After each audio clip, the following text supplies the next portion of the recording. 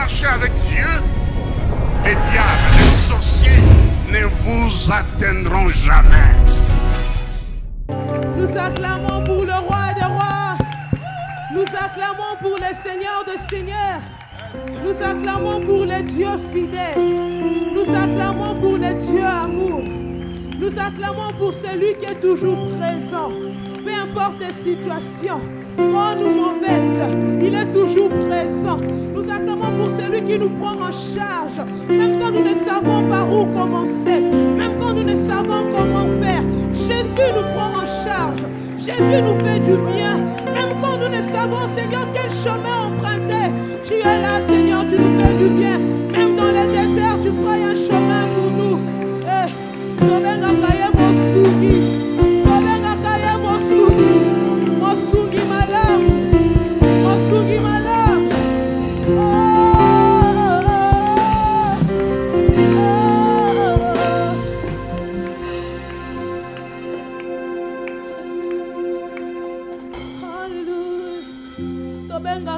Merci.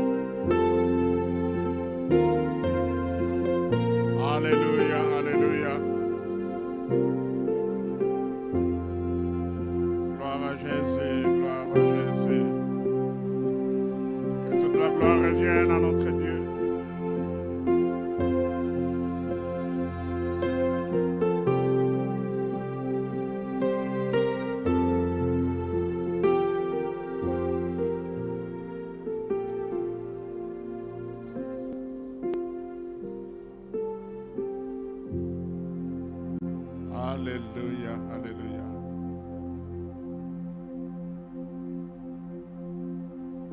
Merci Seigneur.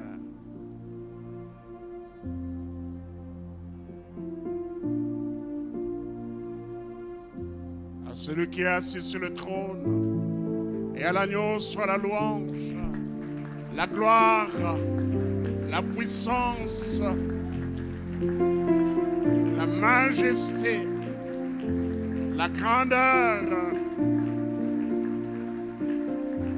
Béni soit le nom de l'Éternel. Béni soit le nom de celui qui dit un mot et la chose s'accomplit. Béni soit le nom de celui qui ressuscite les morts. Béni soit le nom de Yahweh. Béni soit le nom de Jésus-Christ, notre Sauveur et Seigneur. Béni soit le nom de Jésus. Il est mort, bien plus il est ressuscité. Il est monté au ciel, où il est assis à la droite du trône de l'Éternel, au-dessus de toute domination, de toute autorité, de toute puissance, et au-dessus de tout nom qu'on peut nommer dans les siècles présents et dans les siècles à venir. Alléluia, alléluia. À son nom la gloire, à Jésus-Christ la gloire et l'honneur. Merci Seigneur. À son nom la gloire. Que les personnes qui sont assises, s'il vous plaît, levez-vous. Levons-nous tous.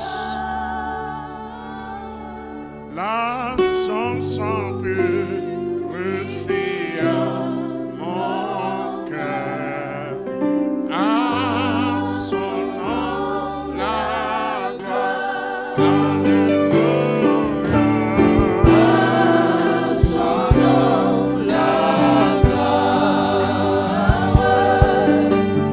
À son nom la gloire.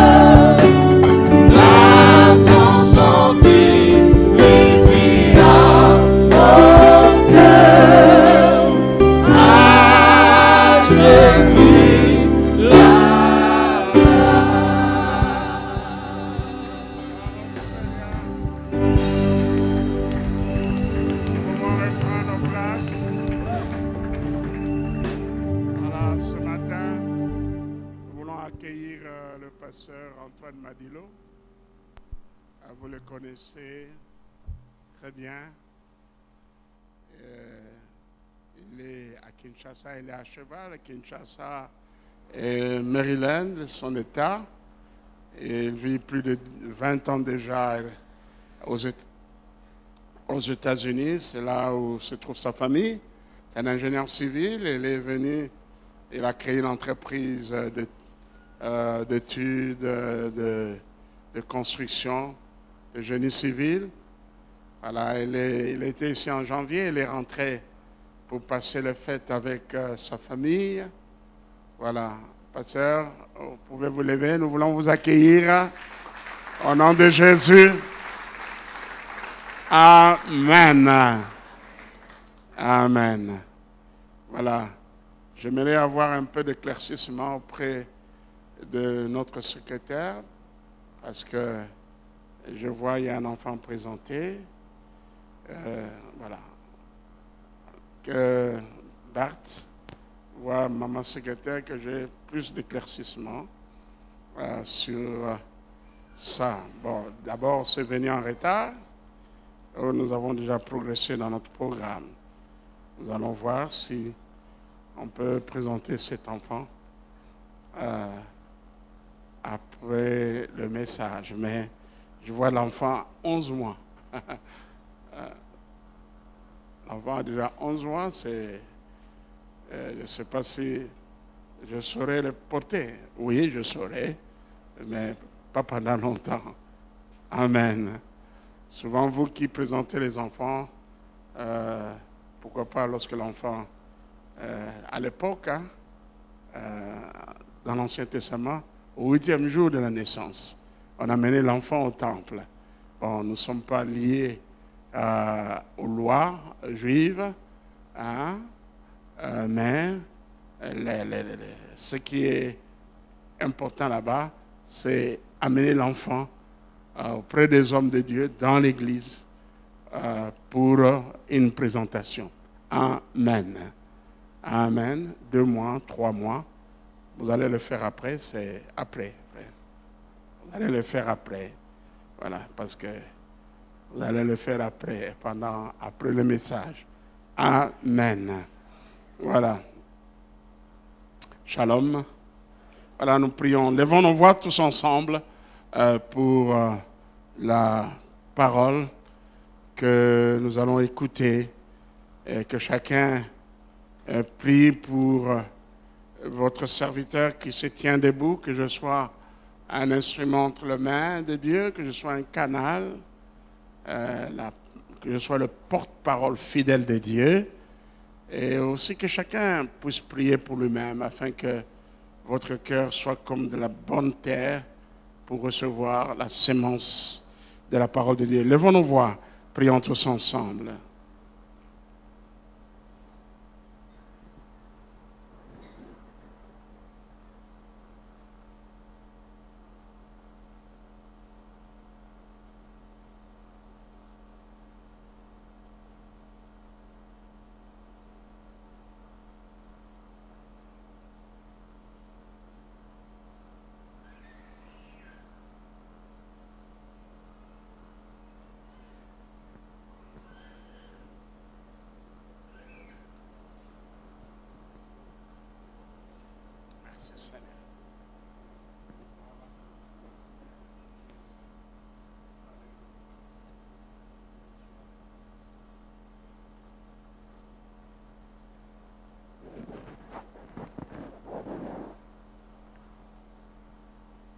Éternel notre Dieu, c'est le temps pour que nous puissions nous taire et écouter attentivement ta parole.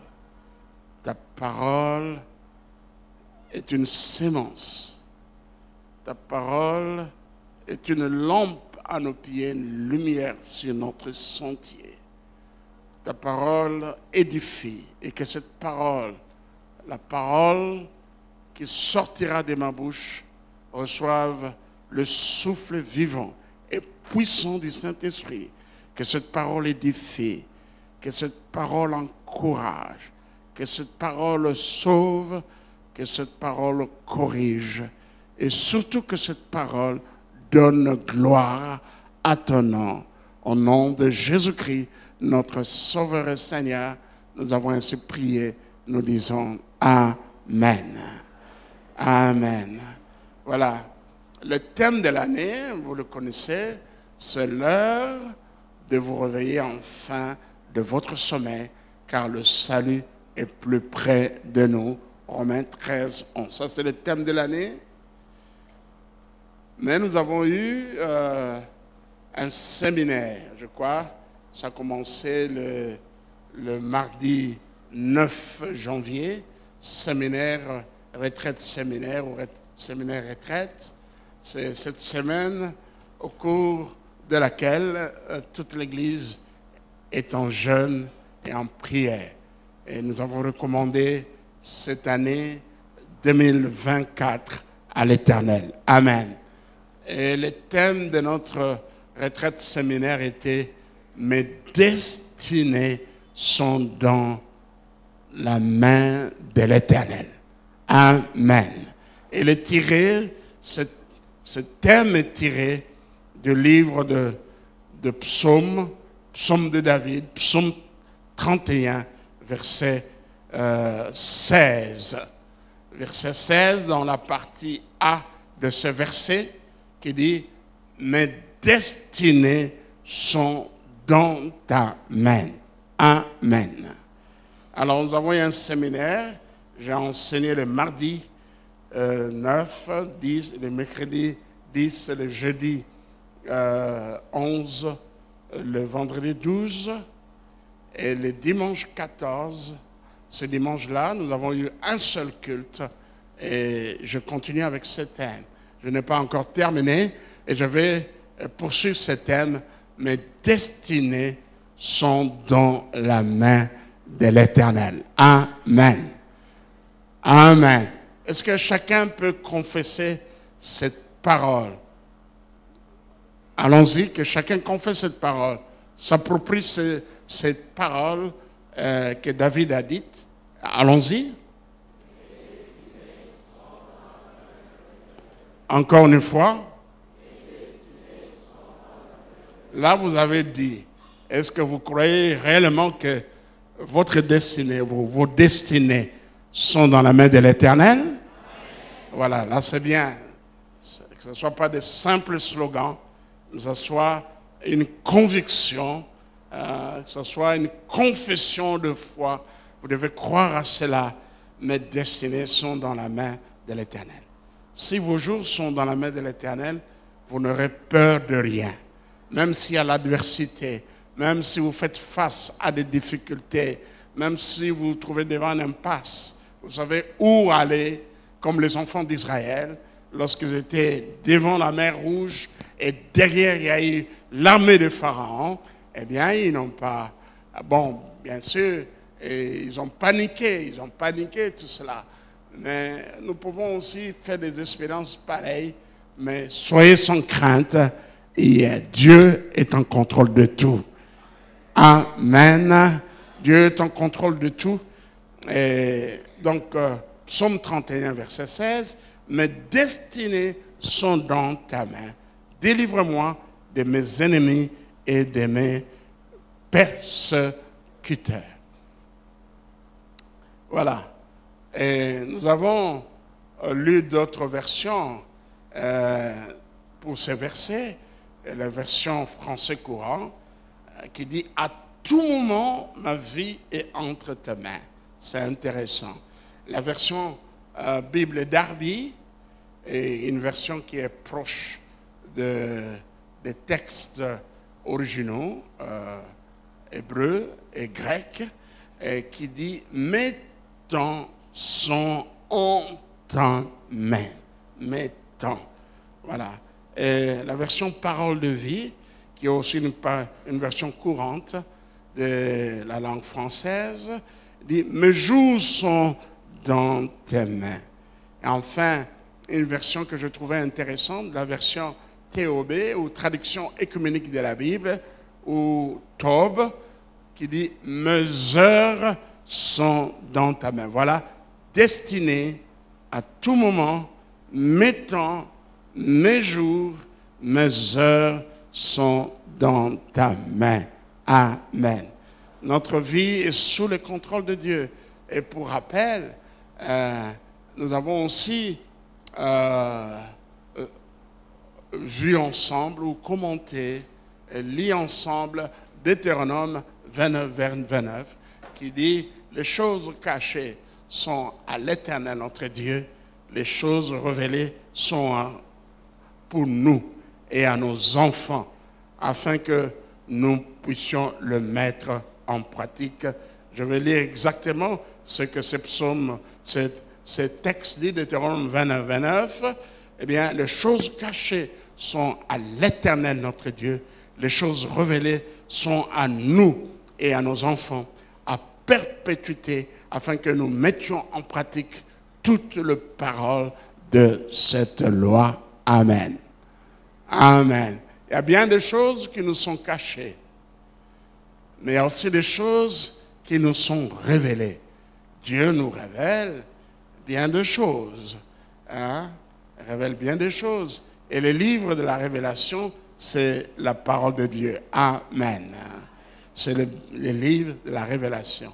Et même dans le canon de la Bible, hein, nous avons un livre, le dernier livre du Nouveau Testament, c'est quel livre? Le dernier livre du Nouveau Testament, c'est quel livre? L'Apocalypse. En anglais, c'est Revelation. Revelation. Alléluia. C'est le livre de la révélation qui nous révèle les choses de la fin, les choses qui vont arriver dans la fin. Voilà pourquoi, au cours de cette année, si Jésus ne revient pas, eh bien, nous allons avoir un grand séminaire sur le retour de Jésus-Christ. Mais déjà, nous avons commencé une étude biblique sur les signes précurseurs du retour de Jésus-Christ. Amen. Le Seigneur est à la porte.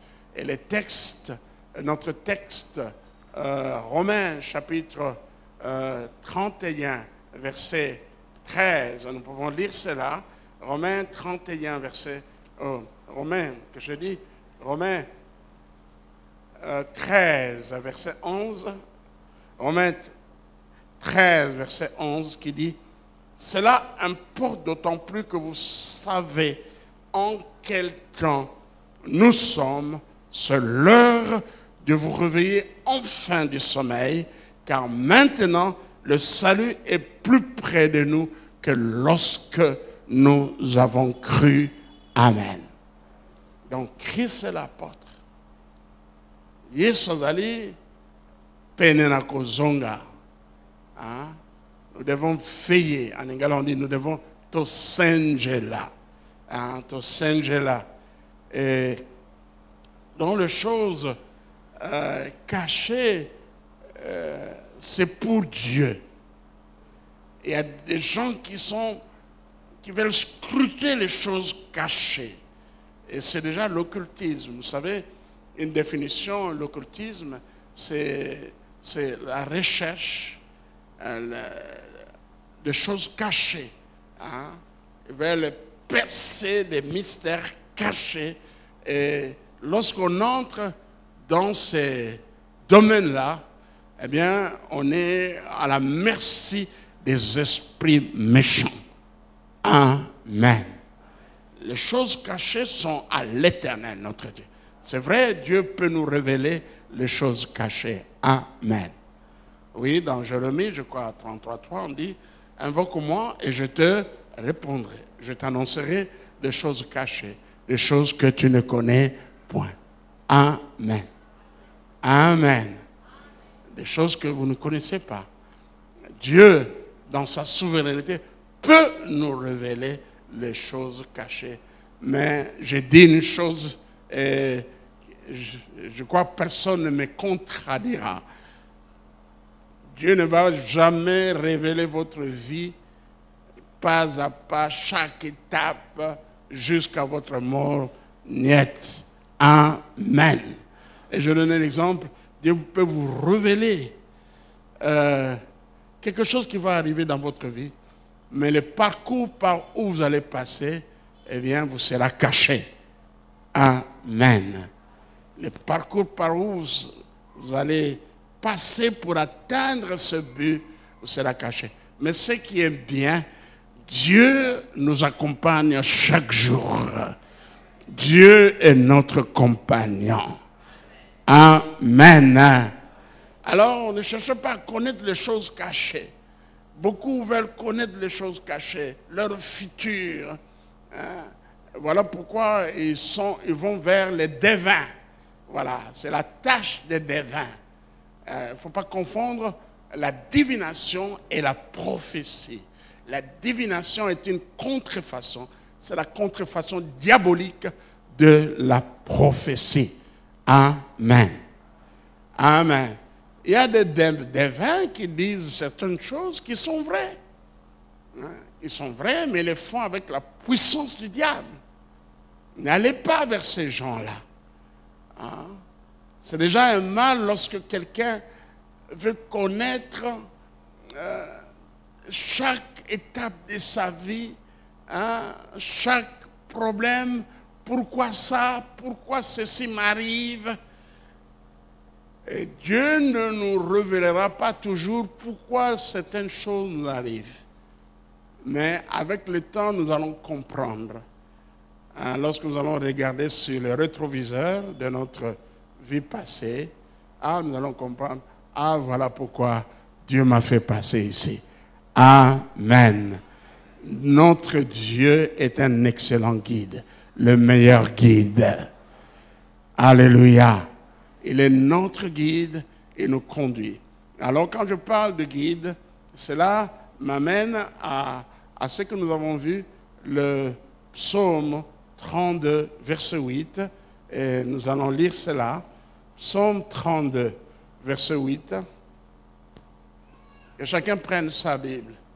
Je t'instruirai et te montrerai la voie que tu dois suivre. Je te conseillerai, j'aurai le regard sur toi. Amen. Prenons nos Bibles, ouvrons-les dans le psaume 32. Allons, là il y a le psaume 32, verset 8, et je vais convier toute l'assemblée à lire avec conviction, ces versets. Psaume 32, verset 8. Allons-y, lisons tous ensemble. Je t'instruirai et te montrerai la voie que tu dois suivre. Je te conseillerai, j'aurai le regard sur toi. Est-ce qu'on peut encore relire ce magnifique verset? Allons-y. Je t'instruirai et te montrerai la voie que tu dois suivre. Je te conseillerai, j'aurai le regard sur toi. Amen. Amen. Belle promesse, magnifique promesse. Et je crois que cette promesse est nôtre. Alléluia. Qui croit que cette promesse, c'est pour lui aussi. Magnifique lorsque Dieu lui-même s'engage à vous instruire, à vous montrer la voie que tu dois suivre, à vous conseiller et avoir les regards sur toi. Qu'est-ce que vous voulez en plus de cela? C'est déjà le bonheur. C'est déjà la paix. C'est déjà le succès. C'est déjà la victoire. Car avec Dieu, nous ferons des exploits. C'est beau de marcher avec Dieu. Amen. Mais pour marcher avec Dieu, il y a des conditions. Lorsque nous vivons dans le péché, eh bien Dieu ne nous accompagnera jamais. Et c'est ça, ce psaume parce que nous avons pris le verset 8e, mais lorsque vous lisez avant, David avait un problème spirituel. David avait péché, et il avait caché ses péchés, il a souffert de cela. Ne cachons pas nos péchés. Le péché vient rompre la communion entre le chrétien et son Dieu. Amen. Nous devons fuir le péché. Et comme l'apôtre Paul nous dit dans 1 Corinthiens, chapitre 6, il dit, fuyez l'impudicité. Je crois, chapitre 20. Fuyez l'impudicité. Amen. Donc, le péché vient rompre la communion avec Dieu. La relation est là. Il est toujours notre Père. Mais attention, lorsque nous persistons dans le péché, eh bien, l'Esprit de Dieu s'éloignera de nous. Amen. Amen. Alors, David, le commencement de ce psaume est magnifique. Il dit, heureux celui à qui la transgression est remise. Je parle de psaume 32. Heureux celui à qui la transgression est remise, à qui le péché est pardonné. Heureux l'homme à qui l'Éternel n'impute pas d'iniquité et dans l'esprit duquel il n'y a point de faute. Tant que je me suis tu, mes os se consumaient. Et je gémissais toute la journée. Un vrai enfant de Dieu ne peut pas être en paix lorsqu'il cache un péché. Parce qu'il y a d'abord l'Esprit de Dieu qui va agir sur sa conscience. Donc il y a l'Esprit de Dieu, je peux même dire, il y a sa conscience aussi. Hein? Tant que je me suis tu, mes os se consumaient. Je gémissais toute la journée. Alors c'est grave. Lorsque vous péchez, vous êtes à l'aise. Ah, là vous êtes très loin. Hein? Lorsque vous vivez dans le péché, vous êtes à l'aise. On doit remettre en doute votre état d'enfant de Dieu. Amen. Amen. Est-ce que vous m'avez écouté? Lorsque vous vivez dans le péché et vous êtes à l'aise, c'est grave. Il y a de quoi se demander, est-ce que vous êtes vraiment né de nouveau? Avez-vous en vous la nature divine? Non, un enfant de Dieu né de nouveau, converti, qui a la nature de Dieu en lui, ne peut pas vivre dans le péché, se plaire dans le péché, être à l'aise. Impossible. Là, vous êtes, je dirais même, il y a de quoi vous demander, c'est ce que, il y a même plus de relation avec Dieu. Alléluia. Voilà pourquoi la Bible nous dit, n'attristez pas le Saint-Esprit qui habite en vous. Amen. Donc, car nuit et jour, verset 4, ta main s'appesantissait sur moi, ma vigueur n'était que sécheresse comme celle de l'été. Au verset 5, il dit, je t'ai fait connaître mon péché et je n'ai pas caché mon iniquité. J'ai dit, j'avouerai mes transgressions à l'Éternel et tu as effacé la peine de mon péché. Amen. Oui, il y a cette joie lorsque on a confessé son péché et Dieu nous a pardonné et il y a cette immense joie. Dans le psaume 32, verset 8, nous avons relevé 4 actions de Dieu ou titres de Dieu à notre égard. Ce que Dieu fait, eh bien, il est notre instructeur. Dieu est notre guide. Dieu est notre conseiller. Dieu est notre protecteur. Amen. Alors, ma prière pour vous en cette année 2024, pour les années qui sont devant, que Dieu soit votre instructeur. Et puis, que Dieu soit votre guide et que Dieu soit votre conseiller. Et Dieu soit celui qui va vous protéger au nom de Jésus-Christ. Quelqu'un peut dire Amen. Merci Seigneur. Oui, il est important que nous puissions confesser nos péchés, abandonner les péchés et être en bon terme avec notre Dieu. Nous avons dit qu'il est indispensable d'être en bonne communion avec Dieu pour voir ses promesses s'accomplir dans notre vie. Amen. Amen. On ne peut pas s'attendre aux choses de Dieu, à la bénédiction divine, lorsque nous vivons dans le péché. Niet. Dieu ne pourra pas nous bénir. Voilà. Non, la main de l'Éternel, Ésaïe chapitre 59, les 2 premiers versets, Ésaïe 59, le verset 1er et 2e dit, non, la main de l'Éternel n'est pas trop courte pour sauver, ni ses oreilles dures pour entendre, mais ce sont vos péchés qui mettent une séparation entre vous et votre Dieu. Ce sont vos péchés qui vous cachent sa face. Ce sont vos péchés qui mettent une séparation entre vous et votre Dieu. Ce sont vos péchés qui vous cachent sa face. Oui, une vraie repentance conduit à la délivrance.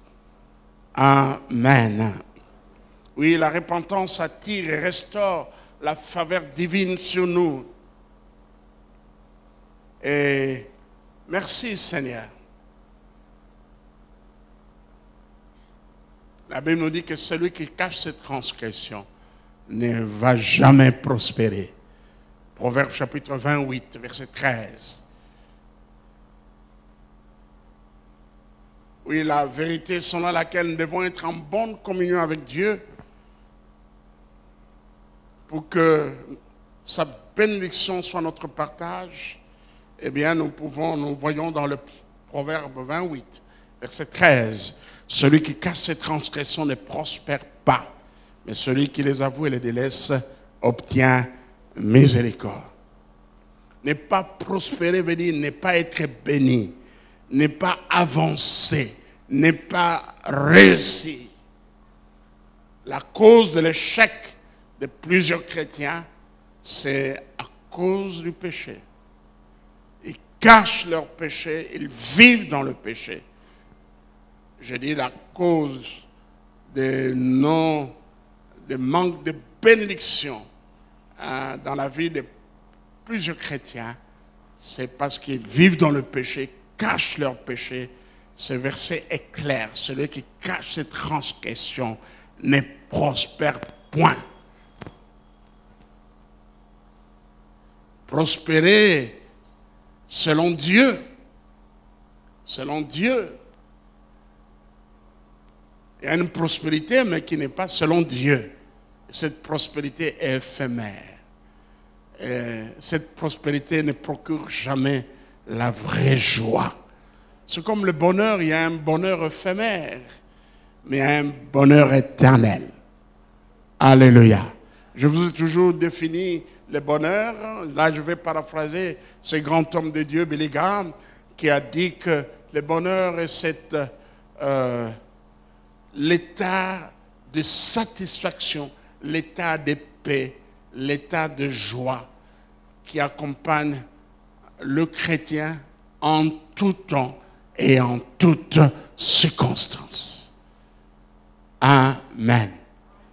Cet état de satisfaction, de paix, de bonheur, de joie,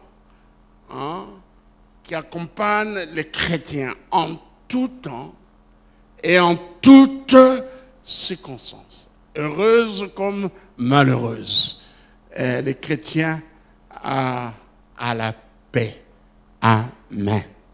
Et j'ai toujours donné, je crois, c'est Psaume de David, Psaume, je crois, 8, verset 4. Tu mets dans mon cœur plus de joie qu'ils n'en ont quand en bondent leur froment. Et tu mets dans mon cœur plus de joie. Plutôt le psaume 4, verset 8. Psaume 4, verset 8. Tu mets dans mon cœur plus de joie qu'ils n'en ont quand bondent leur froment et leur mou. Je me couche et je m'endors en paix, car toi seul, ô Éternel, tu me donnes la sécurité dans ma demeure. Quelqu'un peut dire Amen. Est-ce qu'on peut dire un Amen de joie? Voilà, je n'ai pas une Jeep, je n'ai pas une villa, je n'ai pas un compte en banque rempli. Mais on a la paix, on a la joie. Dieu pourvoit vos besoins. Alléluia. N'oubliez pas, les dimanches prochains, je dis que Dieu pourvoira toujours à vos besoins. Et j'avais dit, ne confondez pas besoin et désir. Un besoin, c'est une nécessité absolue pour la vie, rester en vie. Le désir, c'est un élan pour quelque chose, pour son plaisir, un désir. Hein? Et je crois que Dieu pourvoit toujours aux besoins des justes. J'ai été jeune et je vieillis, je n'ai jamais vu le juste abandonné, ni sa postérité mendiant le pain. Amen. Est-ce qu'on peut bien acclamer? Merci Seigneur. J'ai été jeune et je vieillis, je n'ai jamais vu le juste abandonné, ni sa postérité mendiant le pain. Une parole que mon épouse m'a rappelée il y a quelques jours. J'ai souvent dit, si tu crains Dieu et tu ne vois pas sa bénédiction te suivre, tu as le devoir, le droit de réclamer ta bénédiction à Dieu. La Bible dit, heureux tout homme qui craint l'Éternel, qui marche dans ses voies, et jouit du travail de ses mains. Il est heureux et il est prospère. Sa femme est comme une vigne féconde dans l'intérieur de sa maison. Ses enfants sont comme des plantes d'olivier autour de sa table. Si tu crains Dieu, si tu marches dans la crainte de Dieu et tu ne vois pas sa bénédiction promise te suivre, tu as le droit de la réclamer. Il y a des choses que nous pouvons réclamer à Dieu. Seigneur, vois, sonde mon cœur comme David. Éternel, sonde et regarde-moi. Si je marche dans la droiture, Seigneur, moi je te crains. Seigneur, voilà le psaume 128 nous dit que tout homme, heureux tout homme qui craint l'Éternel, qui marche dans ses voies, il jouit du travail de ses mains, il est heureux, il prospère. Seigneur, je veux vivre cette prospérité. Amen. Parce que tu es un homme qui craint Dieu. Voilà, nous voulons parler un peu de l'instruction. Dieu promet de nous instruire. Le mot instruction et le verbe instruire font partie des mots bibliques qui revêtent un sens spirituel très important.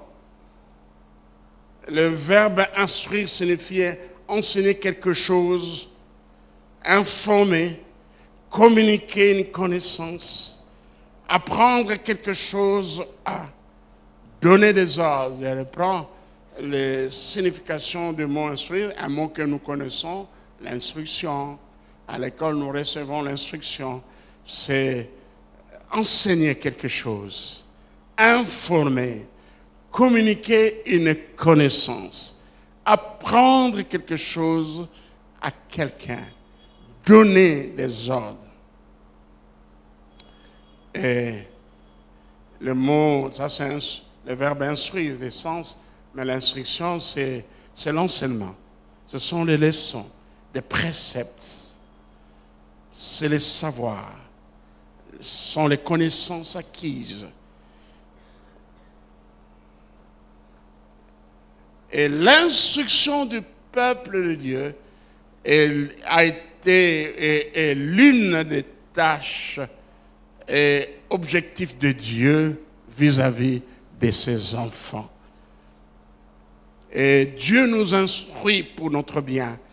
Ésaïe 48, verset 7. Ésaïe 48, verset 16 nous dit,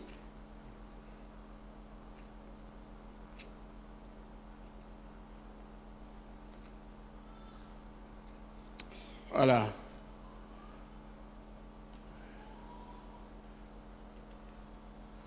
Verset 17 plutôt. Ésaïe 48, verset 17 nous dit: ainsi parle l'Éternel, ton Rédempteur, les saints de l'Éternel, moi, l'Éternel, ton Dieu, je t'instruis pour ton bien, je te conduis dans la voie que tu dois suivre. Amen. Amen. Oh, si tu étais attentif à mes commandements, là je continue, verset 18. Ton bien-être serait comme un fleuve et ton bonheur comme le flot de la mer. Ta postérité sera comme le sable et les fruits de tes entrailles comme les grains de sable. Ton nom ne sera point effacé, anéanti pour moi. Amen. Quelle merveilleuse promesse. Je vais lire cela. Ésaïe chapitre 48, verset 17. La Bible dit: ainsi parle l'Éternel ton Dieu, moi, ton Rédempteur, le Saint d'Israël, moi, l'Éternel ton Dieu, je t'instruis pour ton bien. Amen. Dieu nous instruit pour notre bien. Je t'instruis pour ton bien. Je te conduis dans la voie que tu dois suivre. Là, il y a une relation avec le psaume 32. Je t'instruirai. Je te montrerai la voie que tu dois suivre. Oh, si tu étais attentif à mes commandements, ton bien-être serait comme... vous n'êtes pas là. Je suis au verset... Oh, si tu étais au verset 18, lisons tous ensemble le verset 18, allons-y. Oh, si tu étais attentif à mes commandements, ton bien-être serait comme un fleuve et ton bonheur comme le flot de la mer. Continuons. Ta postérité serait comme le sable et le fruit de tes entrailles comme les grains de sable. Ton nom ne serait point effacé, anéanti devant moi. Est-ce qu'on peut dire un amen de joie? Quelqu'un peut dire un amen de joie? Est-ce que nous pouvons acclamer pour cette belle parole, cette belle promesse? Oh mon fils, oh ma fille, si tu étais attentif à mes commandements, ton bien-être serait comme un fleuve et ton bonheur comme le flot de la mer. Dieu nous instruit pour notre bien. Amen. Pour notre bien. Nous devons aimer l'instruction divine. Dans plusieurs psaumes, nous voyons ces besoins-là être exprimés, d'être instruits par Dieu. Le psaume 25, verset 5. Prenons nos Bibles, gardons cela dans le psaume, parce qu'on va lire quelques psaumes.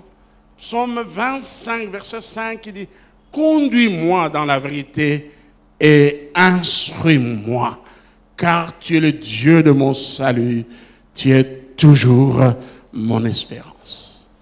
C'est un psaume de David. Psaume 71 ou 71, verset 17. Psaume 71 ou 71, verset 17. Lisons encore ensemble ces psaumes, allons-y. Ô Dieu, tu m'as instruit de ma jeunesse et jusqu'à présent, j'annonce tes merveilles. Tu m'as instruit de ma jeunesse. Ceci me pousse à dire ce que le Proverbe, je crois, chapitre 6, verset 22, qui dit: instruis l'enfant selon la voie qu'il doit suivre, et quand il sera grand, il ne s'en détournera pas. Amen. Oh, que Dieu bénisse nos enfants qui sont à l'école du dimanche. Que les instructions qu'ils reçoivent, que nos enfants le gardent dans le cœur. Et que tous nos enfants à l'école du dimanche, et même les enfants qui sont ici, qu'ils grandissent sous la grâce de Dieu. Et là, je vais interpeller ou appeler les parents pour leur rôle d'instruire les enfants. Amen. Soyez des modèles, des bons modèles. Il y a beaucoup d'enfants qui sont rébellés contre leurs parents parce qu'ils voient papa battre maman. Ils sont rébellés. Oh, y a-t-il encore des couples ici dans l'église qui se battent? Ou y a-t-il encore des papas ici dans l'église qui battent leurs épouses? Maman, si vous êtes là, veuillez me le dire. Hein? Kobangate. Alléluia. Alléluia. Papa, sois un modèle pour tes enfants. Amen. Vous savez ce que les enfants verront en vous, eh bien, elle les marquera plus que ce que vous allez leur dire. Oui, les paroles, les instructions jouent un rôle, mais c'est plus ce que vous êtes, comment vous vivez, comment vous vous comportez, comment vous considérez votre femme, comment vous tenez devant. Et c'est important. Amen. Il y a aussi l'instruction par l'exemple. Amen. L'instruction par l'exemple. Hein? Comme on dit, c'est que tu y es, parle plus que ce que tu dis. Ce que tu y es, parle plus que ce que tu dis. Oh, moi, je bénis Dieu. Mon papa, mon père fut un modèle. Un modèle pour moi, un modèle pour nous tous. Et je crois que moi et mon épouse, nous sommes des modèles. Amen. Pour nos enfants. Amen. Amen. Mandak museo komanda ko ya ring ya komba. Koswana. Oh non. Si vous aimez votre enfant, pour l'avenir de vos enfants, ne faites pas ces choses. D'ailleurs, un chrétien né de nouveau, façonné, marchant selon l'esprit, ne peut pas avoir un comportement violent. Ou une femme, je parlais des hommes, mais aussi des femmes insolentes, des femmes insoumises. Maman, sois un modèle aussi pour les enfants.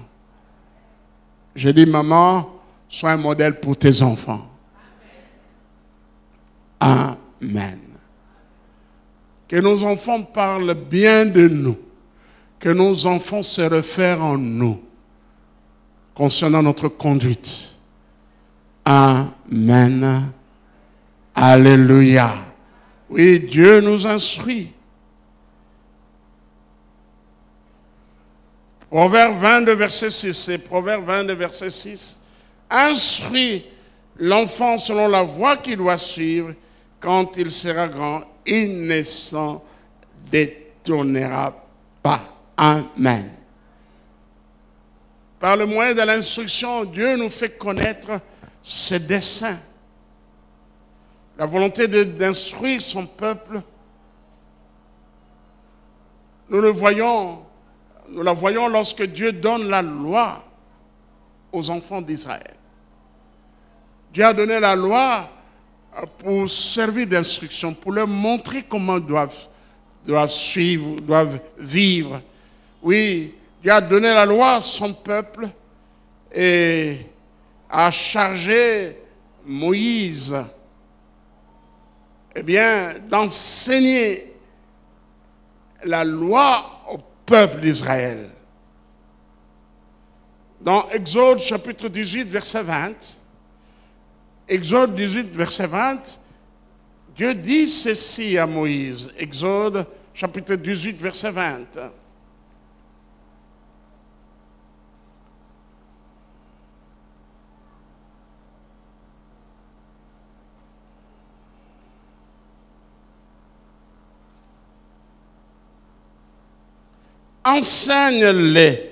les ordonnances et les lois et fais-leur connaître le chemin qu'ils doivent suivre et ce qu'ils doivent faire. Amen. Bon, ici, ce n'est pas Dieu, je corrige, c'est Jéthro, le beau-père de Moïse. Lorsqu'il a vu Moïse recevoir du matin jusqu'au soir le peuple, les familles qui avaient des problèmes, qui venaient poser les problèmes, le beau-père de Moïse a trouvé que c'était pas bien. Hein? Moïse se détruisait, ça allait nuire à sa vie, à sa santé. Donc, il était débordé par les tâches. Et le beau-père, au verset 4 dit, 14, je suis dans Exode, chapitre 18. Le beau-père de Moïse vit tout ce qu'il faisait pour le peuple et dit, que fais-tu là avec ce peuple? Pourquoi sièges-tu seul et tout le peuple se tient-il devant toi depuis le matin jusqu'au soir? Moïse répondit à son beau-père, c'est que le peuple vient à moi pour consulter Dieu. Quand ils ont quelques affaires, ils viennent à moi et je prononce entre eux, je fais connaître les ordonnances de Dieu et ses lois. Le beau-père de Moïse lui dit, lisons tous ensemble, ce que tu fais n'est pas bien. Continuons verset 10. Tu t'épuiseras toi-même et tu épuiseras ce peuple qui est devant toi, car la chose est au-dessus de tes forces. Tu ne pourras pas y suffire seul. Amen. Maintenant, écoute ma voix. Je vais te donner un conseil et que Dieu soit avec toi. Amen. Sois l'interprète du peuple auprès de Dieu et porte les affaires devant Dieu. Enseigne-leur, verset 20, les ordonnances et les lois et fais-leur connaître le chemin qu'ils doivent suivre et qu'ils doivent faire. Choisis parmi tout le peuple des hommes capables, craignant Dieu, des hommes intègres, ennemis de la cupidité. C'est intéressant, n'est-ce pas? Hein? Parce qu'il devait trancher. On ne veut pas avoir un ancien corrupteur cherchant l'argent. Les hommes craignant Dieu. Et je prie pour que ceux qui vont diriger notre pays soient des hommes qui craignent Dieu. Des hommes intègres. Ennemis de la cupidité, qui haïssent la cupidité, qui haïssent la corruption. Établis-le sur eux comme chef de 1000, chef de 100, chef de 50 et chef de 10. Qu'ils jugent le peuple en tout temps, qu'ils portent devant toi toutes les affaires importantes et qu'ils prononcent eux-mêmes sur les petites causes. Allège ta charge et qu'ils la portent avec toi. Amen. Amen. Eh bien, dans le management, on appelle ça délégation du pouvoir. Au lieu de faire tout seul, eh bien, vous déléguez certaines tâches à d'autres personnes pour être allégé. Amen. Pour ne pas détruire votre corps. La répartition des tâches, la délégation du pouvoir sont des principes du management. Voilà. Enseigne-leur les ordonnances et les lois. Et par l'instruction, Dieu nous apprend comment nous devons nous conduire.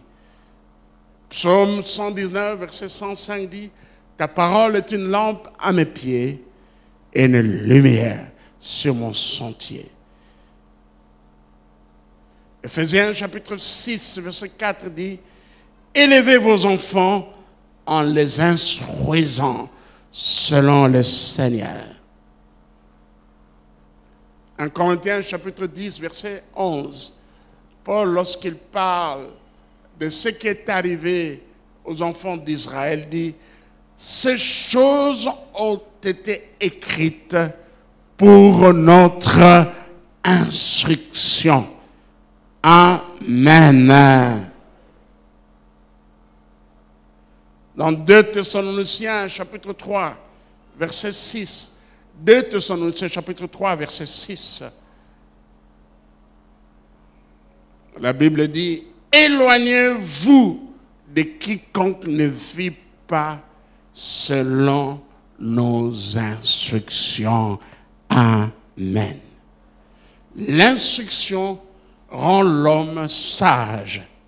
Un moyen sûr d'acquérir la sagesse est d'aimer la parole de Dieu, de la méditer, de la garder et de marcher à la lumière de la parole de Dieu. Amen. Je reprends, l'instruction rend l'homme sage.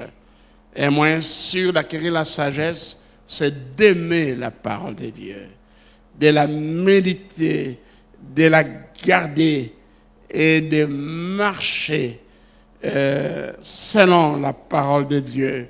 Proverbe 3, verset 18. Proverbe 3, 18 dit, elle, on parle de la sagesse, est un art de vie pour ceux qui la saisissent. Et ceux qui la possèdent sont heureux. Amen. Proverbe 8, verset 10 dit, préférez mes instructions à l'argent.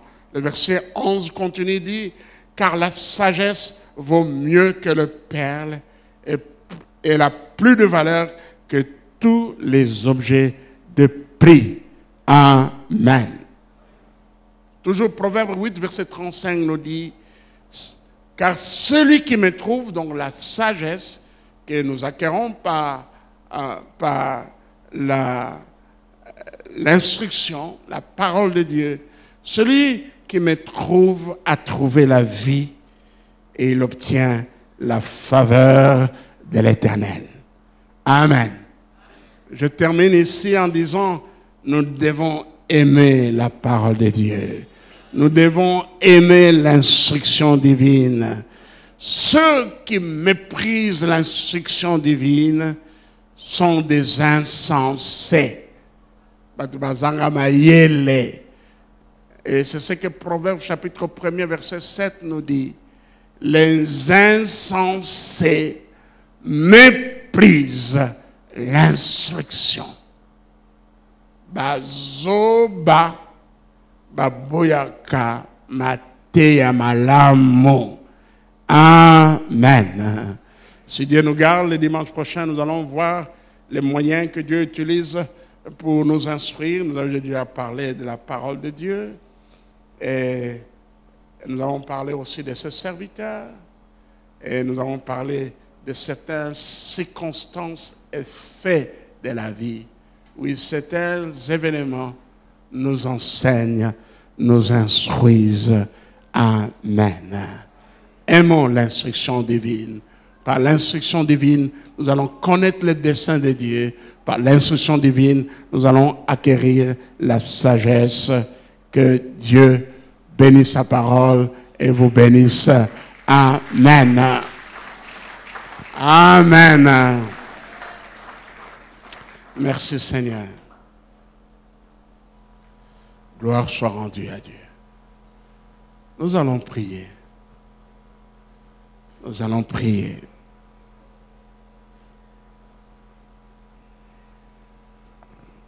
Que chacun élève sa voix et prie selon la parole que nous venons d'entendre. Merci Seigneur.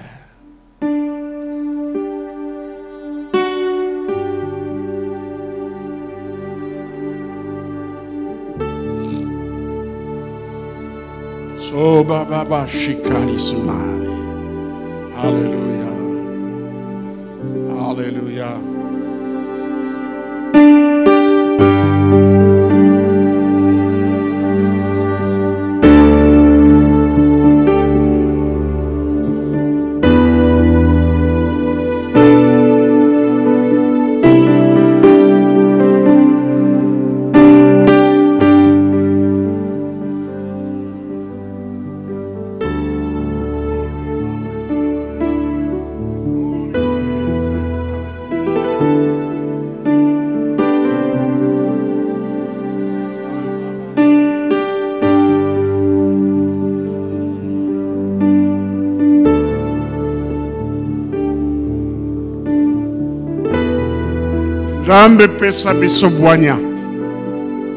Seigneur, accorde-nous la sagesse.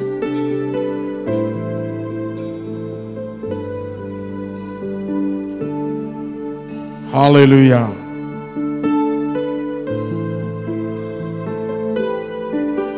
Instruis-nous.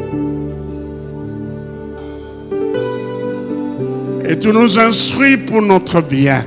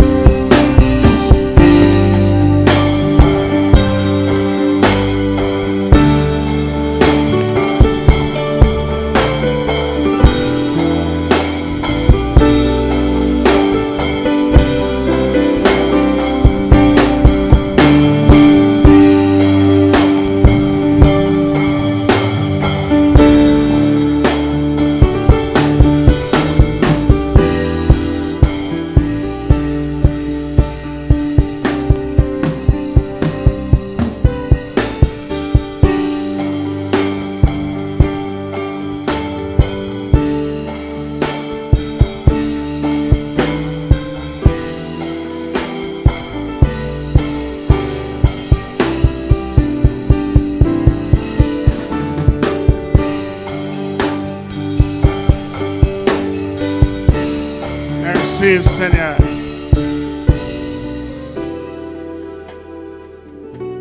Je vous invite à vous lever.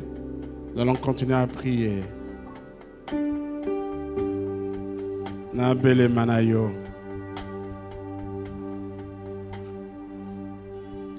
Nabele Manayo.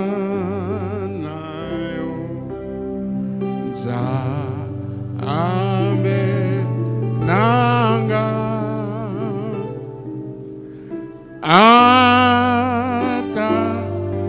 nane twina e kulu sumpe ne nankobo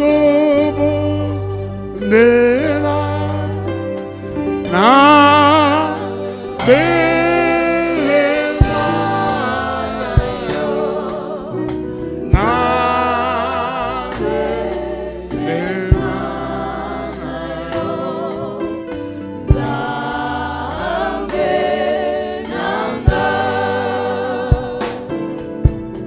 Nena,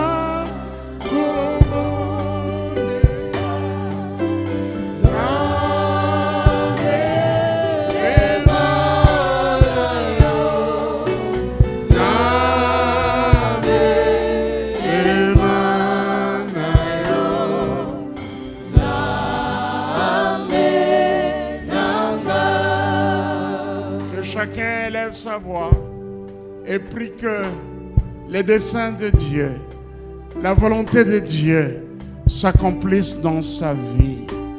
Que la volonté de Dieu, que ta volonté soit faite.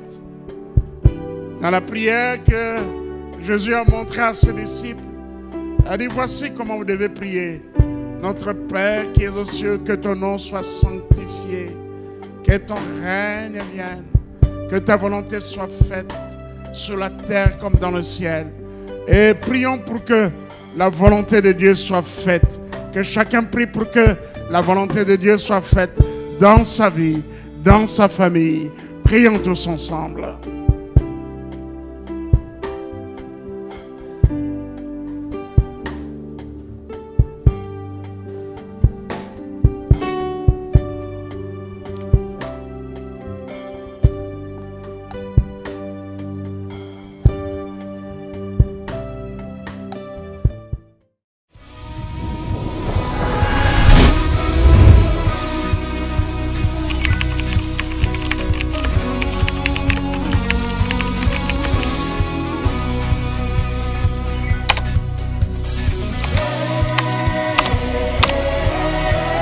Je dis que tant que vous serez en Christ, tant que vous allez marcher avec Dieu, les diables, les sorciers ne vous atteindront jamais.